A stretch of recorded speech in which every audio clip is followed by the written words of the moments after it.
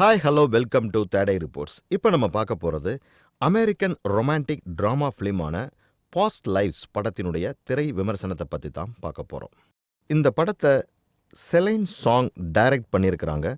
இந்த படத்தில் ரீட்டா லீ, டியோயோ, John macro இவங்க முக்கியமான கேரக்டரில் நடிச்சிருக்கிறாங்க. ஸ்லைன் சாங்கோட ஃபர்ஸ்ட் படம் தான் பாஸ்ட் லைவ்ஸ். இது அவரோட முதல் படமானாலும் எமோஷன்ஸ் அண்ட் சினிமாட்டிக் ஸ்டைல் ரெண்டுமே சேர்த்து ரொம்ப அழகா ஒரு படத்தை எடுத்திருக்கிறாரு. இது ஒரு ரொமான்டிக் ஸ்டோரி தான். அதுலேயும் ஒரு லவ்ல டைம் அண்ட் மெமரிஸ் எவ்வளவு முக்கியமானதுன்னு சொல்கிற ஒரு படம் தான் இந்த பாஸ்ட் லைவ்ஸ். நம்மளோட லைஃப்பில் நம்ம ஒரு விஷயத்தை கடக்கும்போது நமக்குள்ள வர்ற ஒரே கேள்வி என்ன அப்படின்னா, வாட் இஃப்? அந்த மாதிரி ஒரு தாட் ப்ரொவோக்கிங்கான ஸ்டோரி தான் செலைன் எடுத்திருக்கிறாரு. வாங்க இப்போ படத்தில் இல்லை கதை என்ன அப்படின்னு நம்ம பார்க்கலாம். சவுத் கொரியாவில் நோ யங் அண்டு ஹே செங் ரெண்டு பேரும் சைல்ட்ஹுட் ஃப்ரெண்ட்ஸாக இருக்கிறாங்க. இவங்க ரெண்டு பேருக்கும் ஒரு ரொமான்டிக் ரிலேஷன்ஷிப்பில் இருக்கிறாங்க. அப்போ நோ யங்கோட ஃபேமிலி கனடாவுக்கு மூவ் ஆயிடுறாங்க. கிட்டத்தட்ட 12 வருஷம் கழித்து அவங்களோட 24 வயசில் நியூயார்க்கில் சந்திக்கிறாங்க இவங்க ரெண்டு பேரும். நோ யங் நோரா அப்படிங்கிற நேமில் ரைட்டராக இருக்கிறாரு. இப்போ ரெண்டு பேரும் பார்க்குறாங்க. அவங்களுடைய ஃபாஸ்ட் லைஃபோட ஞாபகம் வருது. இன்கேஸ் அவங்க லைஃப் வேறு மாதிரி போயிருந்தா என்ன பண்ணியிருப்பாங்க அப்படிங்கிறது நிறைய பாசிபிலிட்டிஸோட யோசித்து பார்க்குறாங்க. இந்த படத்தில் நடிச்சிருக்கிற லீ அண்ட் யூ ரெண்டு பேருமே மிக சிறப்பாக அவங்க கேரக்டரில் நடிச்சிருக்கிறாங்கன்னு தான் சொல்லணும். ரெண்டு பேரும் லவ் பண்ணிக்கிட்டு கிட்டத்தட்ட 20 வருஷம் கழித்து அவங்களுடைய லவ் மொமெண்ட்ஸ் ஞாபகப்படுத்தி ரொம்ப விஷயங்கள் அழகாக காமிச்சிருக்கிறாங்க. லீ நோராவாக நடிச்சிருக்கிறாரு. ஒரு கைண்ட் அண்ட் அண்டர்ஸ்டாண்டிங் பர்சனாக இந்த படத்தில் பண்ணியிருக்கிறாரு. அதே சமயம் யூ ஹே சிங்கா நடிச்சிருக்கிறாங்க. அவங்க ஒரு சீரியஸான கேரக்டர் இந்த படத்தில் பண்ணியிருக்கிறாங்க. ரெண்டு பேருடைய ஆக்டிங்கும் ரொம்ப பெர்ஃபெக்டாக இருக்குன்னு நம்ம சொல்லலாம். ரெண்டு பேருடைய கான்வர்சேஷன் ரொம்ப ஃபிலாசபிக்கல் அண்ட் டெப்த்தாக இருக்குன்னு சொல்லலாம். நிறைய இடத்துல வாட்ஸ் இஃப்னு வரும்போதெல்லாம் நமக்குள்ளே இவ்வளோ டீப்பாக அந்த கதையை எடுத்துகிட்டு போகிறாங்க அப்படிங்கிற விஷயம் தெரிய வரும்.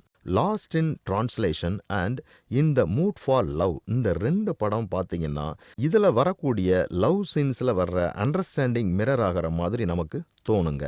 சாங் இந்த படத்தில் ரெண்டு கேரக்டருக்கும் கரெக்டாக ஸ்பேஸ் கொடுத்து பார்க்குற ஆடியன்ஸுக்கு அவங்களுடைய ஃபான்னஸ் அண்ட் ரீகனெக்ஷனை ரொம்ப அழகாக காமிச்சிருக்கிறாரு.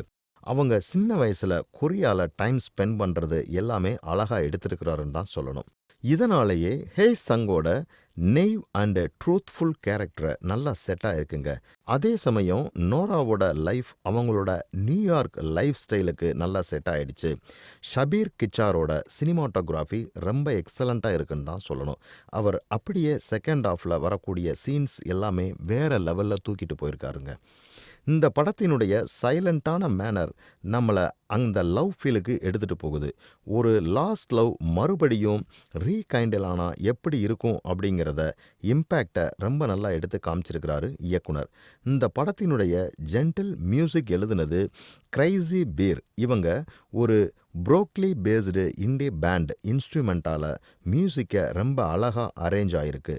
அந்த மியூசிக் கேட்கும்போது அந்த innocent and pain of longing சொல்லுவோம்ல, அதெல்லாம் ரொம்ப அழகாக எடுத்து காமிச்சிருக்கிறாருங்க. ஜான் மேக்ரோஸ் ஆத்துரா வர்றாரு. இவருடைய கேரக்டர் இந்த படத்தில் ஒரு அடிஷ்னல் மெயின் கேரக்டர் தாங்க. அவருடைய ஒய்ஃபுக்கு மறுபடியும் ஹேஷங் மீட் பண்ணுறதை பற்றி அவரால் புரிஞ்சிக்க முடியுது. இருந்தாலும் அவருடைய ஜூலியஸ் மொமெண்ட்டை பார்க்கும்போது லவ்வோட இன்னொரு வெளிப்பாடுன்னு புரியுதுங்க. எனக்கு பர்டிகுலராக இவர் நோராவோட பேசுகிற டிஸ்கஷனில் ரொம்ப பிடிச்சிருக்குங்க.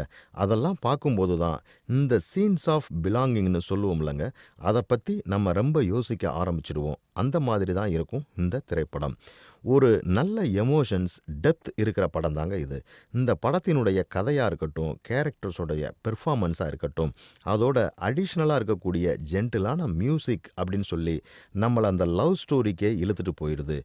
இந்த மாதிரி சினிமா செய்திகளை உடனுக்குடன் தெரிந்து கொள்ள தேடை ரிப்போர்ட்ஸை பாருங்கள். கமெண்ட் பண்ணுங்கள், லைக் பண்ணுங்கள், சப்ஸ்கிரைப் பண்ணுங்கள், ஷேர் பண்ணுங்கள்.